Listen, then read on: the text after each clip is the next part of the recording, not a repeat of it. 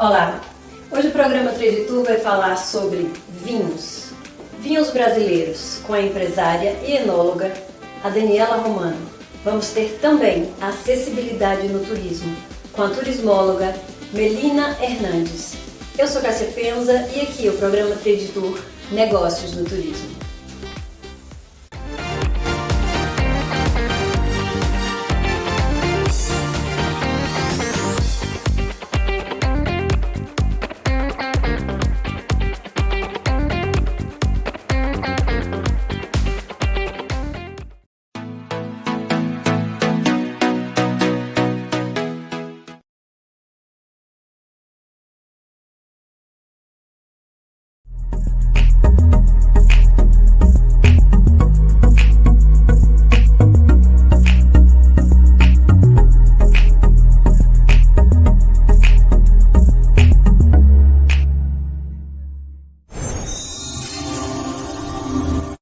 O Vitrine Gourmet é uma janela que visibilizamos a enogastronomia.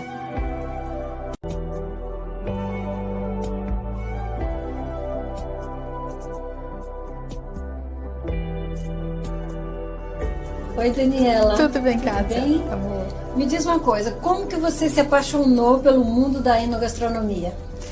Você sabe que foi uma coisa muito assim simples. Eu fui fazer um curso de vinhos e eu adorei. Eu comecei a sentir todos aqueles aromas que o professor estava contando e estava falando que tinham no vinho. Eu comecei a sentir, comecei a me empolgar muito. Eu como profissão, né, como formação, sou bacharel em Direito. E aí, de repente, eu resolvi estudar vinho e comecei o vinho traz a comida, né, porque estão sempre muito juntos. E uma coisa trouxe a outra e eu não parei mais. Foi muito bom, sim. O enoturismo é um forte segmento que cresce a cada dia, né? Como os apaixonados pelo mundo do fermentado de uva, como que você vê esse segmento aqui no Brasil?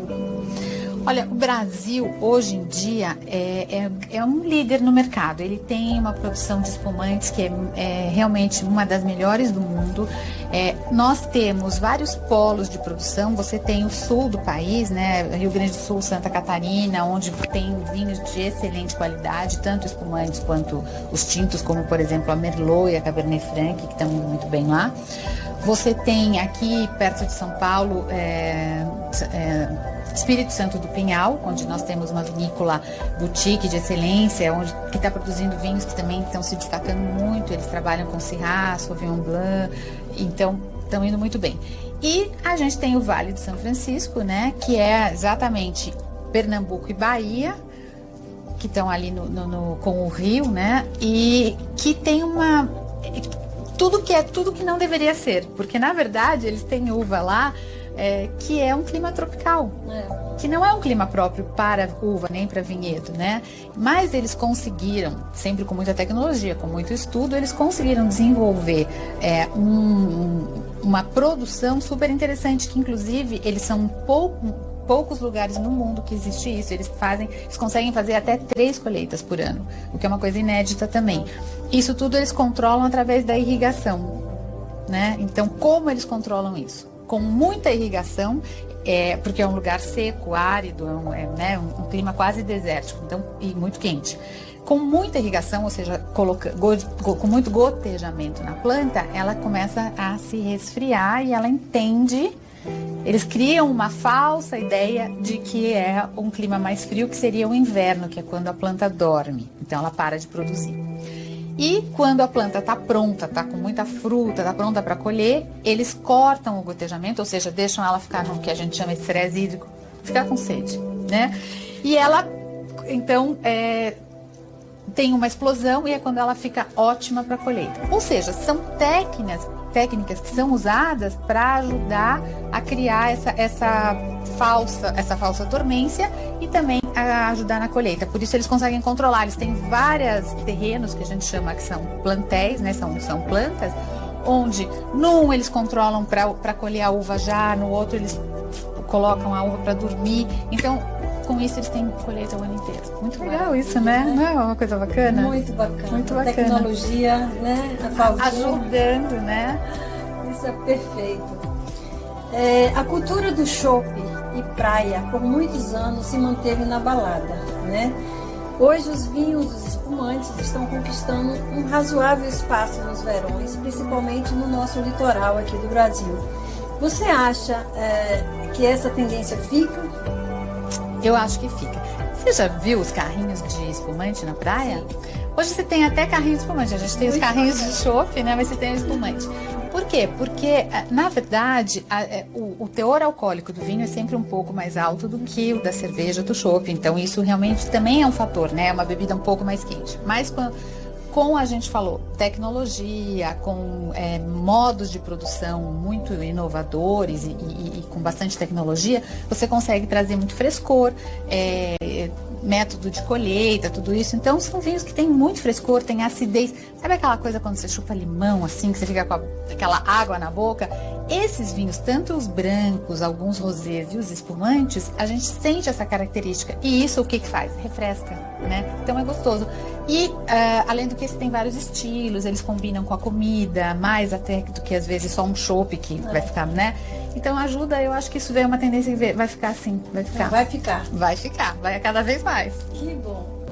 Daniela, qual o tamanho, a quantidade razoável para um restaurante de hotel iniciar a sua cave, assim, a sua adega, o número de rótulos assim razoável para que ele inicie esse serviço no seu hotel? Então, a gente fala em mais ou menos uns 100 rótulos e esse não é um número aleatório. Por quê? Se você pensar, ele precisa ter sempre os vinhos de entrada, que geralmente são vinhos espumantes, prosecco, cava, champanhe, né? Então ele tem que ter alguns vinhos de entrada. O vinho branco, que ele precisa ter o branco mais leve, o branco mais encorpado, porque sempre você está pensando na comida junto, o que vai harmonizar, qual é o momento, desde um aperitivo, um drink, até uma comida mais elaborada. Passando para os tintos, a mesma coisa, um tinto mais leve, um tinto com madeira, um tinto de guarda e depois os vinhos de sobremesa, que você pode ter vários estilos, um vinho de sobremesa mais fresco, mais ligeiro, um vinho de sobremesa já mais encorpado ou até um fortificado. Com isso, e aí você tem os países e os estilos, né? Você tem estilos, então você precisa, por exemplo, se a gente está falando de um hotel no Brasil, você tem que ter um vinho brasileiro. Você está falando de um hotel fora, ele vai ter o vinho nacional dele, vinho, né? Então você tem que ter os vinhos brasileiros, daí você passeia um pouco pela América do Sul, Chile, Argentina, Uruguai. Depois você vai até a Europa, depois você tem Novo Mundo, África, Austrália. Então, com tudo isso, são muitos estilos. E para você fazer uma adega mínima, assim, uma adega bacana que você consiga encontrar, uma média de 100 rótulos. Muito bom. Pelo menos já tem um norte. Já tem um norte. Daniela, você com sua experiência, fala pra gente como são as viagens focadas na enogastronomia. Então, bom, viagem de enogastronomia é uma viagem, né? É uma experiência muito rica porque as pessoas, na verdade, existem locais que têm excelência em alguma coisa. Se você pensar em termos de Itália, né? A Itália tudo é DOC, DOP, é denominação de origem controlada, denominação garantida. Então, o que acontece? Se você vai para a Itália para procurar um prosciutto, naquela região é aquele, você não vai comer outro igual, porque tem a ver com o porco, tem a ver com o terroir, tem a ver com a alimentação. Então, a mesma coisa acontece com os queijos e com os vinhos. Então, quando você vai para um tipo de viagem onde você está buscando essas experiências, elas são realmente muito especiais e você tem que saber o que você está indo fazer lá, principalmente, porque se você está indo atrás de alguma coisa, né, é como caçar uma trufa. Então, são experiências realmente muito ricas, né? Muito, muito ricas.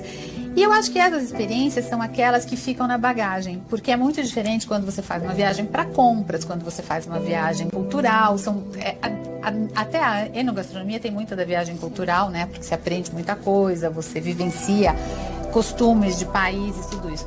Então, ela é uma viagem muito rica, e principalmente para as pessoas que já têm um pouco de conhecimento, né? Se você já visitou a Itália, se você já fez os pontos turísticos, se você foi para Roma, foi visitar o Vaticano, então por que não voltar e aproveitar para fazer uma viagem de enoturismo, né? Onde você vai conhecer as peculiaridades daquele país, daquela região. Eu acho isso muito rico, você não acha? É bom, né? Tem que só cuidar com a balança. Não, a balança a gente resolve depois. Depois, quando volta, né? Quando voltar, e aí a gente passa no spa, uma coisa assim, e lá a gente acerta o que achou a mais nas viagens. Diz uma coisa, como iniciar o conhecimento no mundo dos vinhos? Bom, primeira coisa, se você gosta de vinho, já é um bom caminho, né, para começar.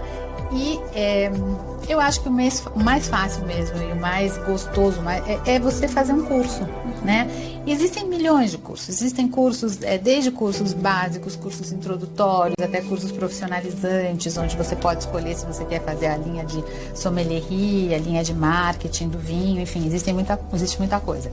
Mas o ideal é começar com um curso básico, e sentir qual é a tua, né? O que você quer, por onde você quer começar. E assim, vinho, gente, você está sempre aprendendo. Eu não posso dizer que eu conheço, tudo é fantástico, porque sempre aparece uma nova região, um novo estilo, um novo produtor. Então a gente está sempre aprendendo muito. Isso que é bacana, né? Essa dinâmica do vinho, que eu acho que é uma coisa infinita que, além de ser uma coisa bacana que te traz amigos, que, né, favorece. O vinho ele é muito sociável, né? Ele é uma coisa social. Se você pensar, ele está ligado à história da humanidade há muito tempo. Desde sempre. Né? Desde sempre, desde 3.000 a.C., lá os egípcios já faziam vinho. O vinho sempre foi na Bíblia, ele é recomendado.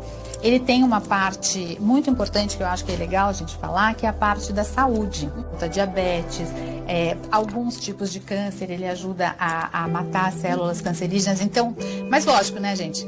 Com moderação, como tudo. Como tudo, você tem que uma tacinha sempre junto com as refeições, porque você consegue agregar valor, né, tanto para a refeição quanto para o vinho. Mas assim, e em muitos países é considerado alimento, né? Aqui no Brasil ele ainda é taxado, né, como um produto de luxo, mas na maioria dos países você vai para a Europa, França, Itália, Espanha, o vinho é mais barato do que um refrigerante, uma Coca-Cola, porque ele é considerado alimento. Mas eu acho que com o tempo essa cultura vai sendo mais presente aqui no país, né? Eu vejo isso, porque antes o vinho era uma coisa mais distante. Hoje não, você já usa, né, com mais frequência e já tem motivo de fazer uma reunião em casa, chamar os amigos. Isso é fantástico, Isso né? é muito bom. Diz uma coisa, Daniela, para a gente finalizar. Qual o contato para uma consultoria sua? Olha, eu vou passar um WhatsApp, que eu acho que é o jeito mais, hoje em dia mais prático, né? Que é o 11 99376 6663. Ou o Daniela com 2 L's, @aromasdovinho.com.br. E você presta essa consultoria no Brasil inteiro? No Brasil inteiro, fora também. Né? E isso vai ser muito bom. Eu vou ter a Daniela aqui no próximo mês, né? Então você que está nos assistindo pode mandar a sua pergunta para a Daniela, que a gente vai tentar ajudá-lo, né, da melhor forma possível. A Daniela vai estar fazendo parte conosco aqui no Vitrine Gourmet, né, para nossa felicidade. Para minha também. Isso é muito bom, né? Porque vai estar trazendo informações e trazendo saberes aqui para a gente estar batendo essa bola junto com você. Muito obrigada. Eu que agradeço e até logo mais.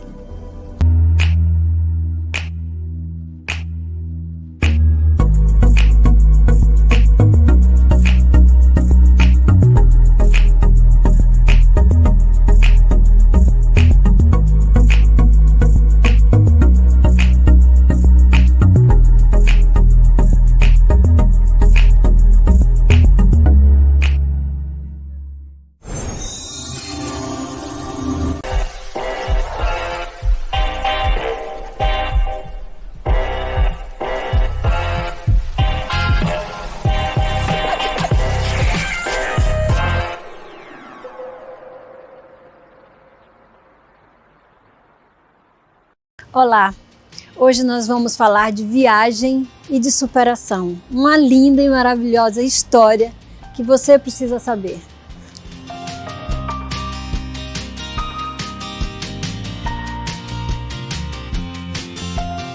Melina, muito obrigada por você ter vindo aqui no Trade Tour hoje. Obrigada pelo convite.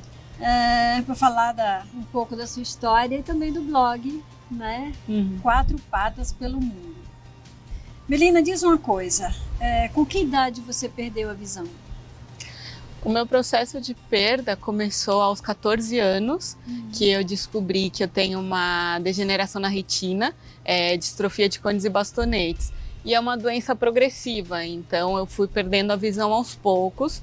E quando eu tinha 27 anos foi quando ela realmente se agravou e eu precisei começar a usar bengala, realmente precisei aceitar aí a deficiência visual. Então foi um processo gradativo.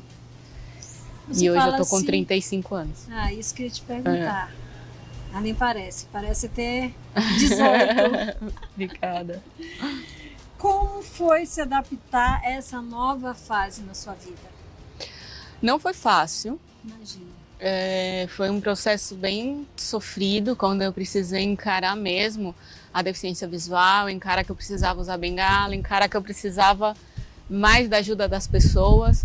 Porque antes, por mais que eu tinha baixa visão, eu conseguia andar sozinha. Eu não conseguia, por exemplo, pegar um ônibus sozinha, ler um letreiro do ônibus. Sim. Mas eu conseguia andar, fazer tudo sozinha, então não parecia que eu era deficiente visual.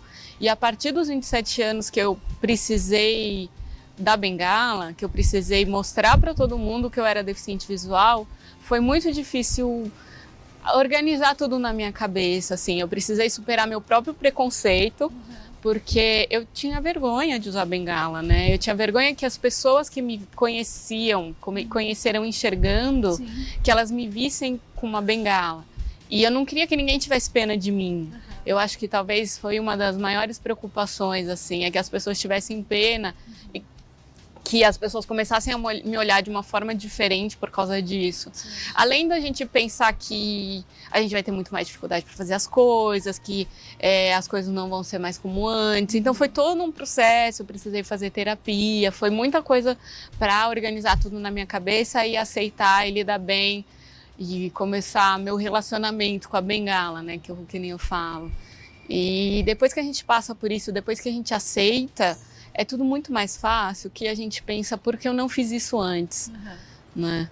Facilita bastante as coisas. Com certeza. Você diz que a Hillary, essa linda, chegou na sua vida para ser seus olhos, para mostrar o mundo de um outro jeito. Como que é isso? Me explica. A Hillary chegou para mim em 2014. Né, o meu processo de aceitação da perda severa da visão começou aí no finalzinho de 2010.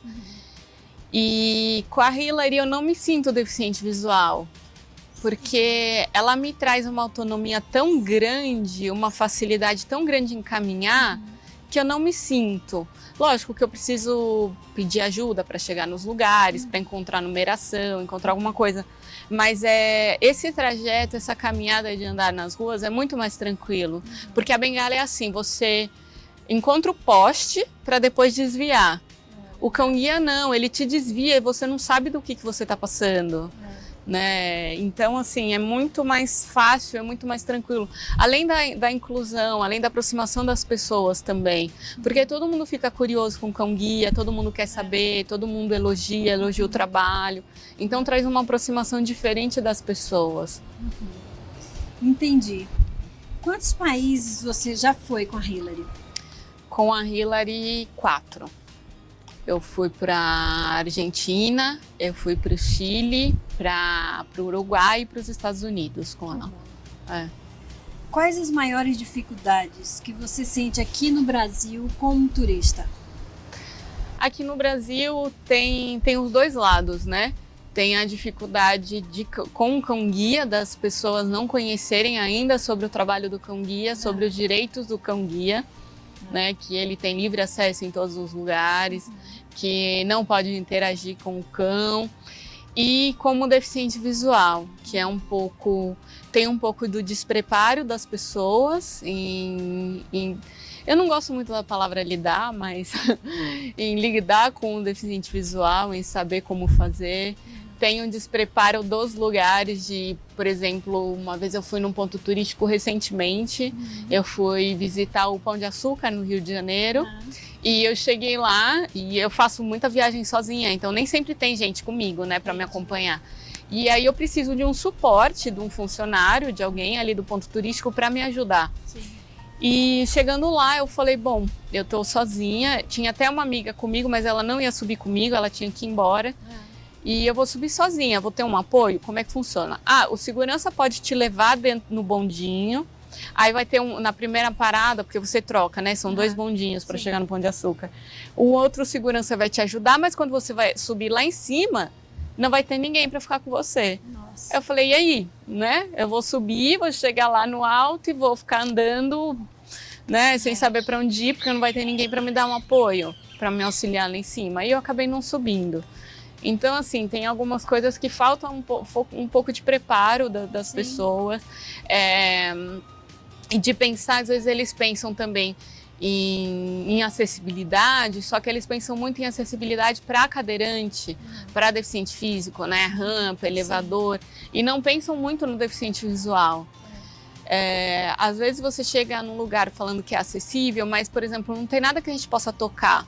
Museu, para mim, eu não curto muito, porque é muito visual, a não ser que tenha aquele museu que a gente pode tocar tudo.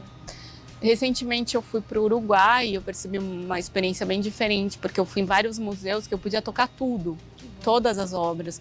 Então traz uma percepção, a gente precisa disso, né? Porque é como a gente enxerga, né? Sim. Com o tato. E aqui no Brasil às vezes falta um pouco, né? Além de faltar um pouco o piso tátil ou alguma coisa assim de estrutura.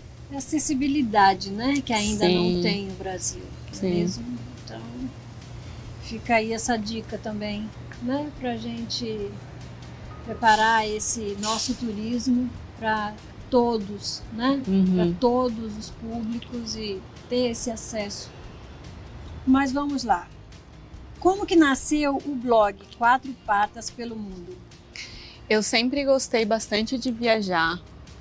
Eu sou formada em turismo. Sim. E antes da Hillary eu fiz uma viagem sozinha para a Europa. E a partir dessa viagem as pessoas começaram a falar para mim que eu deveria escrever um blog, contar a minha história, porque muita gente enxergando não tinha coragem de fazer uma viagem sozinha, principalmente para fora. Só que na época eu nunca fui muito ligada à tecnologia, essas coisas, e eu estava trabalhando e foi passando. Até que em 2016, na metade de 2016, eu fui desligada da empresa que eu estava trabalhando e passando por um momento bem delicado da minha vida, e eu resolvi, tipo, me reinventar, assim, pensar em alguma coisa que eu gostasse de fazer. E foi quando eu falei, eu acho que eu vou tirar essa ideia do blog do papel. E comecei a pesquisar e foi quando surgiu o blog, né, para poder dar dicas de viagem e poder mostrar para as pessoas também que a gente viaja, que as pessoas com deficiência viajam e que não tem impedimento para isso, né? A gente pode sim passar por algumas dificuldades, mas a gente aproveita a viagem tanto quanto qualquer outra pessoa, né? Claro. Então, trabalhar essa questão de motivação, de superação, de incentivar as pessoas e também como bacharel em turismo, como turismóloga, né? Mostrar para os pontos turísticos, para os hotéis, enfim, para os restaurantes que recebem turista, que eles precisam estar preparados para receber as pessoas com deficiência também, que tem muito despreparo. Isso é muito bom, gostei muito do seu blog, achei fantástico. Obrigada. Sabe, ali mostra a real, né? Então é muito bom, não só para quem tem essa situação, né, da redução da visibilidade, né, da deficiência visual e tal, porém também muito bom para quem não tem ela, né, e que pode enxergar o mundo de outra forma, através do seu, né, da sua vivência, da sua realidade. Isso gostei muito, muito bacana. E a proposta do blog é essa, não ser só para pessoas com deficiência, né, mas para todo mundo. Para todo mundo, achei fantástico, a linguagem maravilhosa, o acesso rápido, é um blog limpo, né, tem todo um trânsito bacana, você pode ir ali e de uma linguagem muito simples, né, que favorece a todas as tribos, vamos dizer assim. Né? Achei fantástico. Obrigada. Diz uma coisa, hotéis pet friendly funcionam no Brasil? Como a Hillary é um guia, eu não preciso obrigatoriamente procurar um hotel pet friendly, que ela é aceita em todos os lugares. Entendi. Mas devido também à procura por causa do blog, muita gente começou a me pedir sugestão de pet friendly. Eu comecei esse ano, eu fui no primeiro hotel pet friendly, e então eu não tenho muita experiência com hotel pet friendly para dizer. Mas em alguns lugares tem um pouco de restrição de tamanho do cão, né? Eu passei por isso. Eu tô para fazer uma viagem e fui procurar um hotel e eles falaram, mas eu falei, tô indo com um cão guia, mas é porte grande? Eu falei, sim. Eu vou verificar porque a gente só aceita cão de porte pequeno. Eu falei, né, mas é um cão guia, né, independente, assim? Ou não, tem que aceitar. E até agora já tem, acho que tem mais de uma semana e eles não me deram um retorno ainda. Nossa. Então, assim, não posso falar muito sobre. Mas às vezes tem restrição de restaurante. Um que eu fiquei, quando eu fui entrar no restaurante, eles falaram que não poderia entrar no restaurante. Mas eu falei, não, é o cão guia, mas cachorro não pode no restaurante. Cão guia, ela pode. Então, a gente entrou. A desinformação ainda. Sim, né? ainda. Mas aos poucos a gente vai repassando a informação. Para finalizar, Melina, diz para mim o seguinte: eu li no seu blog uma frase e eu gostaria que você me falasse um pouco mais, não para mim, mas também para todo mundo que está nos assistindo agora. Aceite-se como é e seja mais feliz. Como que você escreveu essa frase, como que você vive ela? Isso foi muito no processo que eu passei, no processo de aceitação, da dificuldade que eu tive de me aceitar, do quanto eu tentei esconder. E a gente se aceitando, a gente consegue encarar a vida de uma melhor forma, porque a gente não perde tempo se preocupando em esconder alguma coisa, né? Que a gente é assim, né? Foi uma coisa que eu botei na minha cabeça todo o processo. Eu falei, eu sou assim, não vou mudar. Eu não enxergo, não tem tratamento. Então, eu preciso aceitar do jeito que eu sou. Eu preciso encarar que, né, por algum motivo eu fiquei deficiente visual. E eu acho que hoje eu enxergo as coisas de uma outra forma, né? E eu acho que é tudo muito mais fácil. Que a gente consegue aproveitar melhor as coisas, aproveitar melhor a vida quando a gente se aceita, né? Com certeza. E as outras pessoas também. A gente nunca vai agradar todo mundo. Sim. Então, a gente vai ter sempre aquelas pessoas que vão torcer o nariz pra gente e aquelas pessoas que vão adorar a gente, sendo perfeito ou não. Com certeza. E não tem ninguém perfeito também, né? Lógico. E nem Jesus conseguiu agradar todo mundo. Sim, pois é. Que dirá eu, uma reles mortal. Então... Muitíssimo obrigada por você ter vindo. Obrigada, nosso bate-papo. Sou sua fã. Obrigada. Sabe? Gosto muito da sua força, da sua superação. Ensina muito, né? Isso, você é um exemplo vivo de que é possível se reinventar, né? E viver uma vida de uma outra forma e de um outro olhar, vamos dizer assim. Né? Sim. Muitíssimo obrigada por você ter Obrigada vindo. Eu, Cássia. Tô aqui vida na sua passar torcida muito rápido, sempre. A gente tem que aproveitar. Com certeza. Obrigada. E não vale a pena ficar olhando coisas bobas que não valem a pena. Com certeza. Sou sua fã e dessa pequena também, que já está aqui no soninho gostoso. Obrigada, querida. Obrigada a você pelo convite. Vai ser sempre, voltar aqui sempre, tá bom? Sim, pode deixar. Então, estamos acompanhando, tá? Obrigada. Espero que você tenha gostado do nosso bate-papo aqui com essa querida, né? E com essa fofa aqui que tá no soninho gostoso.